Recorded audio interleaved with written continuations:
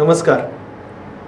आम्हा युवकांचे नेते, मावळ मतदारसंघाचे भावी खासदार आदरणीय पार्थदादा पवार यांचं परवा राजकीय जीवनातील पहिलं भाषण हे मावळ मतदारसंघामध्ये झालं.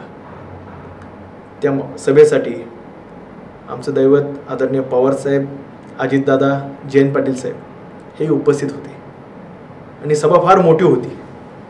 जवळपास 50,000 जनसमुदाय होता आणि तिथं त्या सभेमध्ये आदरणीय पार्थदादांनी भाषण केलं.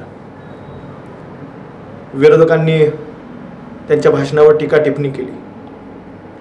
मला विरोधकांना एवढंच सांगायचं आहे, त्यांना आवाहन करायचं आहे की घरी बसून एखाद्याच्या भाषणावर टीका टिप्पणी करणं जेवढं सोपं आहे तेवढं जनसमुदायासमोर येऊन